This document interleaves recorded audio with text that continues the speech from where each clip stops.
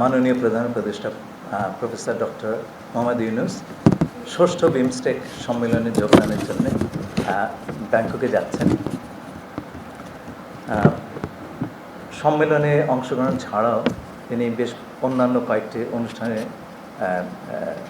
অংশগ্রহণ করবেন, যার মধ্যে রয়েছে বিমস্টেক ইয়াং জেনারেশনস ফোরাম, যে অনুষ্ঠানে উনি কিনোট স্পিকার হিসাবে আমন্ত্রিত হয়েছেন। এছাড়াও তিনি বেশ কয়েকটি মিডিয়াতে ইন্টারভিউ দেবেন, তার মধ্যে রয়েছে TNN world, South China Morning Post, Bangkok Post, Thairath newspaper ইত্যাদি খ্যাতনামা মিডিয়া এবং সংবাদপত্র।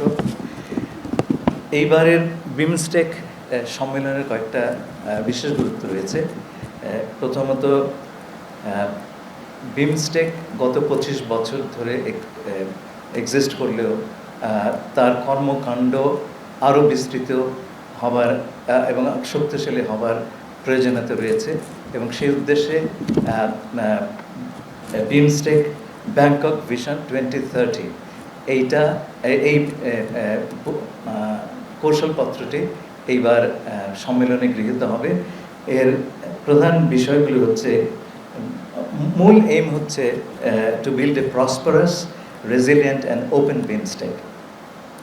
আর তার প্রায়োরিটি এরিয়াস হচ্ছে অর্থনৈতিক প্রবৃদ্ধি এবং আপনার দারিদ্র নিরসন, crisis prevention, environmental sustainability, inclusive regional cooperation through strengthened connectivity, trade, disaster response এবং climate actions. এছাড়াও রয়েছে people to people cooperation. বিমস্টেকের দিক নির্দেশনার জন্যে একটা এমিনেন্ট পার্সনস গ্রুপ তৈরি করা হয়েছিল। তার রিপোর্টটি এই সম্মেলনে অ্যাডপ্টেড হবে এবং সেখানে 7টি কর্মক্ষেত্র আইডেন্টিফাই করা হয়েছে অ্যাজ ফোকাস এরিয়াস। তার মধ্যে রয়েছে, এগুলো বলা হচ্ছে 7টা pillar: agriculture and food security, connectivity, environment and climate change, people to people contact, science, technology and innovation, security, trade and investment and development.